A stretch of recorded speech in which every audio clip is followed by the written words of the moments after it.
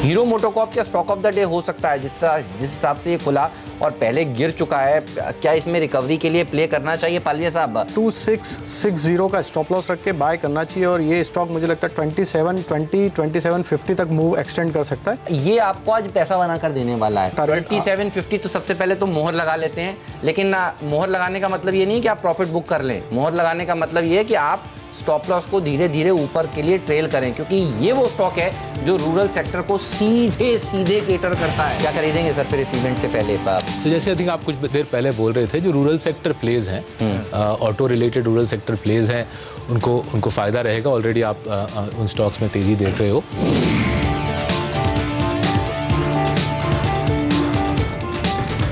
या तो बाजार खुलते ही आपसे कहा था हीरो मोटोकॉर्प खरीद लीजिए, 7% की तेजी देखने को मिली।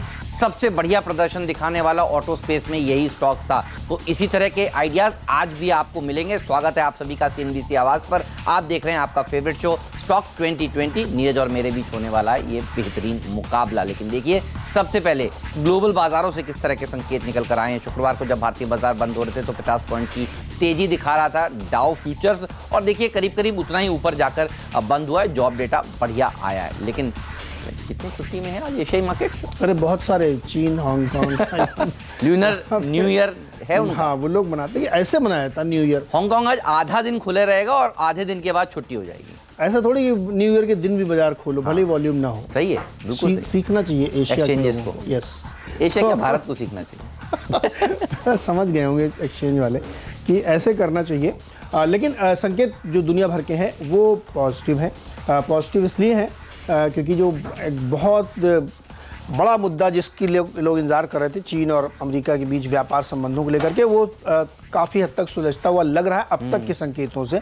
बाद में क्या होगा पता नहीं, लेकिन 27-28 को वियतनाम में दोनों देशों के राष्ट्र प्रमुखों की मुलाकात होगी और उसमें ये माना जा रहा है कि शायद ठीक ठाक समझौता हो जाएगा। तो एक बड़ी पॉजिटिव खबर वहाँ से आ रही है। जॉब डेटा बहुत स्ट्रांग है, तो दुनिया भर में जो मंदी की बातें थी उसमें थोड़ी सा ठंडक आई है कि नहीं, ग्रोथ दिख रही है यूएस में, और एशियन मार्केट में भी बाउंस है। और लोग कह रहे हैं कि चाइना में काफ़ी बुरा हो चुका है, अब शायद यहाँ पे एक बाउंस है। अब देखिए व्यू फटाफट लोगों को बदलते हैं। JP मॉर्गन कह रहा है कि जो लोग मंदी कह रहे हैं उनको अब ऐसा नहीं सोचना चाहिए।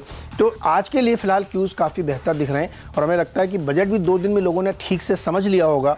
शनिवार इतवार 2 दिन खूब पढ़ा होगा, CNBC आवाज़ पे बहुत सारे एनालिसिस सुने होंगे, तो बजट भी उनको समझ में आ गया होगा। तो यहाँ से अब फिर एक अच्छी तेज़ी बननी चाहिए और कम से कम बुधवार तक तो आपके लिए माहौल है कि रिजर्व बैंक की तरफ से बड़ा कट का ऐलान आ सकता है, क्योंकि जितने एनालिस्टों से हमने बात करी 25% बेसिस पॉइंट तो सब मान के चल रहे हैं। कुछ लोग तो कह रहे हैं आधा % भी हो जाए तो आश्चर्य नहीं होना चाहिए। तो इन संकेतों के बीच हमें लगता है कि पॉजिटिविटी है, खरीदारी का माहौल रहेगा। बिल्कुल 10 के 10 बल्लेबाज। और सबसे इम्पोर्टेंट इवेंट देखिए हमारे लिए तो अब एक ही है, बृहस्पतिवार को RBI की पॉलिसी, और 3 दिन बचे हैं, सोमवार, मंगलवार, बुधवार। तो देखिए इन 3 दिनों में होप्स और जगेंगी कि रेट कट होगा अब। और अगर रेट कट नहीं हुआ, ध्यान रखिए कैलिब्रेटेड टाइटनिंग से न्यूट्रल का इन्होंने अगर व्यू भी शिफ्ट कर दिया तो बाजार मानकर चलेगा कि देखिए रेट कट तो फिर होना पक्का है। अब से लेकर इलेक्शन तक 2 पॉलिसीज़ हैं, माना यही जा रहा है कि इन दोनों में 1/4% रेट कट हो सकता है, नहीं तो फिर 1/4% रेट कट तो होना पक्का तय है। कुछ लोग कह रहे हैं आधा % भी हो सकता है। इसका फ़ायदा किसे मिलेगा? हाउसिंग सेक्टर को। और आप देखिए सरकार ने इस बार के बजट में वही किया जो CNBC आवाज़ आपसे कह रहा था, मिडिल क्लास को खुश करने की कोशिश, किसानों को खुश करने की कोशिश।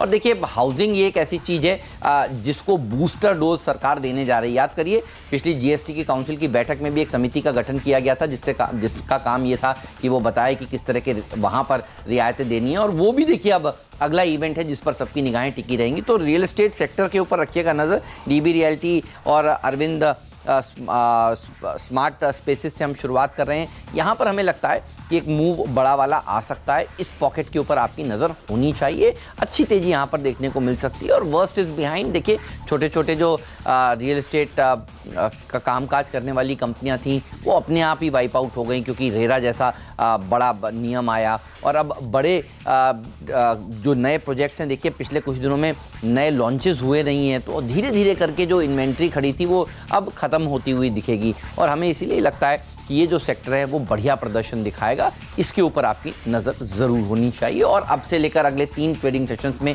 ये सेक्टर बढ़िया प्रदर्शन दिखा सकता है। सेक्टर ऑफ द वीक होने का दमखम ये रखता है और इसीलिए आज हमने 5-6 स्टॉक्स दरअसल इस सेक्टर से चुने। 2 तो मैंने आपको बताए, बाकी बताऊंगा आगे। ये सेक्टर ऑफ द वीक नहीं, ये सेक्टर ऑफ द ईयर है 2019 का। मैंने आपको लगातार कहा कि इस पर नजर रखिए। ये ऐसा सेक्टर है जहां पे सरकार को लगता है कि अब इसके रिवाइवल के बिना ना तो जॉब क्रिएशन होगा ना दूसरी इंडस्ट्रीज को सपोर्ट मिलेगा।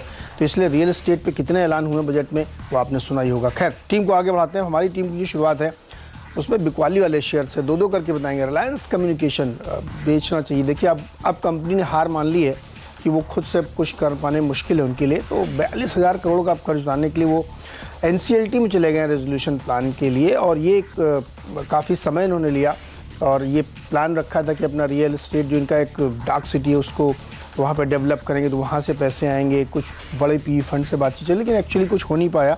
और कंपनी का कहना है कि जो 40 लेंडर्स हैं उनके अप्रूवल्स लेना बहुत मुश्किल काम है। कोर्ट में भी कई केसेस चल रहे हैं स्पेक्ट्रम को लेकर, कई रिलेटेड पार्टीज़ हैं जो अप्रूवल नहीं दे रही, तो बड़ी दिक्कतों के बीच में हो नहीं पा रहा है। तो अब फाइनली उन्होंने गिव अप कर दिया है और अब रेजोल्यूशन के लिए जा रहे हैं। तो ये एक बुरी खबर है, और चूँकि लोन का अमाउंट बहुत बड़ा है, 42,000 करोड़ का है, तो इसकी वजह से दबाव पूरे ग्रुप में दिखेगा। लेकिन रिलायंस कम्युनिकेशन की बात है तो पहले इसको सेल करिए, और रिलायंस इंफ्रा में भी देखिए। अब चूँकि एक ग्रुप के ऊपर जो ऐसी दिक्कत आती है तो उसके जो दूसरी कंपनियां हैं उसमें भी बहुत इम्पैक्ट पड़ता है, और ये एक मुश्किल लगातार बनती रहेगी। तो हमें ध्यान रखना चाहिए कि यहाँ पे बिकवाली रहेगी आज पूरे ग्रुप में। तो 2 स्टॉक शुरुआत में रिलायंस कम्युनिकेशन और रिलायंस इंफ्रा में बेच। SBI भी है क्या आपकी टीम में? शॉर्ट नहीं, SBI मैंने नहीं रखा। SBI के ऊपर सीधा सीधा असर पड़ेगा। दरअसल उन्होंने इनको कर्ज दे रखा है, तो दिक्कतें तो आज SBI की तरफ से भी देखने को मिलने वाली है। मैंने गेंदबाज डाले नहीं है, सारे बल्लेबाजों के ऊपर फोकस किया है। DB रियल्टी और अरविंद स्मार्ट स्पेसिस के बाद इमामी रियल्टी और मैराथन नेक्स्ट जेन, ये कुछ और ऐसी रियल एस्टेट से जुड़ी हुई कंपनियां हैं जहां पर एक अच्छी रैली देखने को मिल सकती है। और लॉजिक वही हमें लगता है यही है कि रेट सेंसिटिव स्टॉक्स में अच्छी तेजी देखने को मिलेगी। देखिए, ऑटो शेयर भाग चुके हैं, अब शुक्रवार को इनमें बड़ी तेजी देखी जा चुकी है, तो ऑटो को एक बार दरकिनार करिए। ऑटो के अलावा रियल एस्टेट के ऊपर अब आपकी नज़र होनी चाहिए, और एक एक करके देखिए रेट सेंसिटिव स्टॉक्स में दमदार तेजी देखने को मिलने वाली है। और आज देखिए आपकी हमारी टिकर टीम आपको क्या दिखा रही है। मॉर्गन स्टैनले जैसी जो ब्रोकरेज हाउस हैं वो रियल एस्टेट सेक्टर के ऊपर किस तरह के टारगेट्स शेयरों के लिए दे रहे हैं, एग्रेसिव टारगेट्स। तो फिर ये वो पॉकेट है जो आउट परफॉर्मेंस दिखा सकती है। 136 के टारगेट्स इमामी इंफ्रा के लिए, और अरविंद स्मार्ट स्पेसिस के लिए भी 135 तक के लेवल्स देखने को मिल सकते हैं।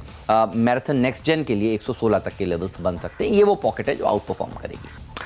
2 और ADG ग्रुप के स्टॉक, रिलायंस कैपिटल और रिलायंस पावर में भी शॉर्ट करना चाहिए, क्योंकि पूरे ग्रुप के लिए दिक्कत होगी। आगे जाते हुए किस स्टॉक में में क्या निकल के आएगा कहना मुश्किल है, लेकिन जिस तरीके से अब आरकॉम की समस्या खड़ी हो गई है और उन्होंने रेजोल्यूशन का फैसला किया, उससे हमें लगता है कि इन दोनों स्टॉक्स पर भी दबाव देखने को ज़रूर मिलेगा। तो रिलायंस कैपिटल में 175 के लक्ष्य के साथ बेच के चलिए, और रिलायंस पावर में 25 रुपये के लक्ष्य के साथ बेच के चलना चाहिए। AB कैपिटल के ऊपर रखिएगा नज़र, नतीजों से पहले ये बढ़िया प्रदर्शन दिखा सकता है। ये वो स्टॉक है जो अच्छा मूव देता है।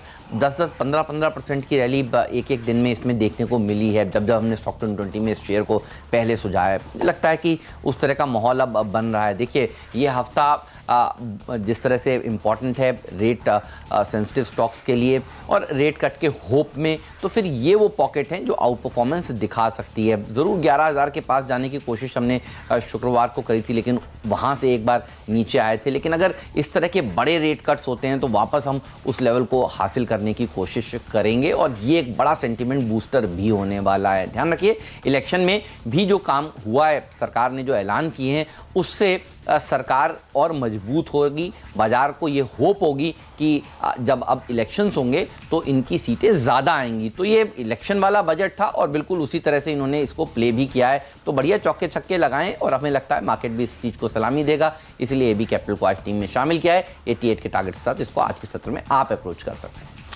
अगला स्टॉक है मेरा BEML, भारत मूवर्स लिमिटेड, और इसके रिजल्ट्स आए थे वो काफ़ी बेहतर दिख रहे हैं। मुनाफे में देखिए 16 करोड़ के सामने 44 करोड़ का मुनाफा इन्होंने दिखाया है, और आमदनी में करीब 26% से ज़्यादा की ग्रोथ दिखी, और ये 923 करोड़ के आसपास पहुंच गई है।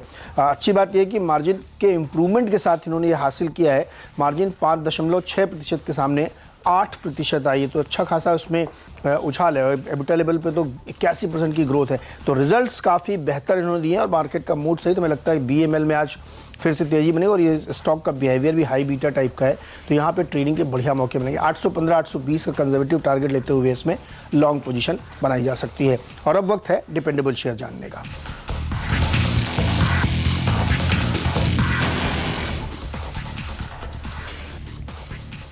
प्रोजोन होगा मिस्टर डिपेंडेबल खिलाड़ी और ये स्टॉक भी दमदार प्रदर्शन आज के सत्र में दिखा सकता है। और देखिए रियल एस्टेट सेक्टर के ऊपर हम बुलिश हैं, काफ़ी सारी रियल एस्टेट कंपनियां हमने आपको टीम में शामिल करी, लेकिन ये वो कंपनी है जो मॉल्स के कामकाज में भी है, कमर्शियल रियल एस्टेट डेवलप करने के कामकाज में भी है। और देखिए कमर्शियल रियल एस्टेट पहले बॉटम आउट हो जाती है और इसके साइंस इस बार हमें नज़र आ रहे हैं पिछले 6-8 महीनों में। हमें लगता है कि ये वो पॉकेट है जो अच्छा प्रदर्शन दिखा सकती है। अच्छा, छोटी टिकट साइज़ के स्टॉक ज़्यादा दमदार प्रदर्शन दिखाएंगे। ट्रेडर्स फेवरेट स्टॉक ये रहा भी है 31 के टारगेट्स के साथ, जिसको आज के सत्र में आप अप्रोच कर सकते हैं। डिपेंडेबल इसलिए क्योंकि कई बार आप जानते हैं हमने इसे अपनी टीम में शामिल किया और इसने हमारी एक्सपेक्टेशंस को मीट किया है, तो इसलिए आज फिर इसके ऊपर हम भरोसा कर रहे हैं। टाइटन में और ये मेरा डिपेंडेबल शेयर है इसलिए क्योंकि इसने भरोसा दिखाया कि नतीजे काफ़ी बेहतर पेश किए हैं। मुनाफा और रेवेन्यू जो भी थे हमारे अनुमान से बेहतर दिए। देखिए YoY कंपेयर नहीं है, अनुमान जो हमारा था उससे भी बेटर रिजल्ट्स टाइटन ने दिए हैं। मुनाफा इनका 416 करोड़ रहा, अनुमान से ज़्यादा। रेवेन्यू 5672 करोड़ है, ये भी करीब 400 करोड़ ज़्यादा है। और इन्होंने एबिटा लेवल पे भी बेहतर प्रदर्शन करके दिखाया है। तो ये ऐसा स्टॉक है जिसने तमाम विपरीत परिस्थितियों के बीच में अच्छा रिजल्ट दिखाया और तमाम ब्रोकरेज हाउस पे काफ़ी बुलिश में टारगेट बढ़ा के दे रहे हैं। तो मुझे लगता है टाइटन में खरीदारी करनी चाहिए। और पर एक्चुअली ये देखिए बहुत स्टॉक चल भी चुका, आज ये 1000 के ऊपर क्रॉस करके जाता है, तो सलाह ये होगी कि अगर आपको मौका मिले थोड़ा प्रॉफिट बुक करें, लेकिन आज के लिए तेज़ी बनती है। 1025-1030 तक के टारगेट इसमें अचीव हो सकता है। तो नया 52 वीक हाई होगा 1025 का और बढ़िया रैली दिखा रहा है ये स्टॉक। एक छोटा सा ब्रेक लेंगे, लेकिन आप कहीं मत जाइए, बने रहिए CNBC आवाज़ के साथ। ब्रेक के बाद हम आपको बताने वाले हैं आज का फ्रीड शेयर कौन सा है और आज का पिंच हिटर स्टॉक कौन सा है। स्वागत है एक बार फिर से आपका। और अब बारी है आपको फ्री हिट और पिंच हिटर स्टॉक्स बताने की। डिवीज लैब को मैंने चुना और रिजल्ट के आधार पर चुना। क्या बढ़िया नतीजे ने लिए। मुनाफे में देखिए 69% की उछाल, 380 करोड़ के आसपास। रेवेन्यू में 30% बढ़ाने में सफल रहे और मार्जिन देखिए 4% के आसपास, 3% प्रिसाइसली इन्होंने इम्प्रूव कर लिया है। तो रिजल्ट काफ़ी बेहतरीन डिवीज लैब के। और वैसे ये एकमात्र हमको लगता है फार्मा कंपनी जिसने लगातार आउट परफॉर्म किया और अच्छी खबरों के दम पे, तो यहाँ खरीदारी करनी चाहिए। 1575 का लक्ष्य होगा। और सरकारी बैंक सिंडिकेट, इन्होंने 870 करोड़ के नुकसान के सामने 107 करोड़ का मुनाफा दिखाया है। NII तकरीबन फ्लैट है इनका 1618 करोड़ पे। और NPA भी थोड़ा घटाने में इनको सफलता मिली और प्रोविजनिंग काफ़ी कम है 497 करोड़ की। तो मुझे लगता है रिजल्ट बाजार को पसंद आना चाहिए। इंप्रूवमेंट बहुत अच्छा है इसमें, 39 के लक्ष्य के साथ इसमें खरीदारी कर सकते हैं। सिनेलाइन और ग्रोरेनवेल, इन दोनों स्टॉक्स पर भी रखिएगा नज़र। इससे पहले मैंने आपसे कहा था कि DB realty, Arvind smart spaces, Emami realty, marathon next gen, इनके ऊपर रखिए नज़र। और देखिए ये स्टॉक्स भी आउट परफॉर्म कर सकते हैं। ये भी रियल एस्टेट का एक सूडो प्लेयर है और सूडो रियल्टी स्टॉक्स की श्रेणी में आते हैं। इनमें भी एक अच्छी रैली देखने को मिल सकती है इस पूरे हफ्ते। तो real estate sector of the week रहने वाला है और इसीलिए हफ्ते के पहले कारोबार दिन हम आपको बता रहे हैं कि इस स्पेस पर आपकी नज़र होनी चाहिए। रियल एस्टेट के अलावा आप सूडो रियल्टी स्टॉक्स भी हमने चुने। ग्रोरेनवेल में करीब 50 तक के लेवल्स देखने को मिल सकते हैं। सिनेलाइन में 47 तक के लेवल्स बन सकते हैं। तो इस पॉकेट के ऊपर भी आपकी नज़र ज़रूर होनी चाहिए। छोटा सा ब्रेक लेंगे, कहीं मत जाइए, बने रहिए CNBC आवाज़ के साथ। ब्रेक के बाद अब शुरू करेंगे पावर प्लेज और आपको ये भी बताने वाले हैं हम कि एक दूसरे की टीम से कौन से शेयर को मिलने वाला है आज कैप्टन चॉइस का दर्जा।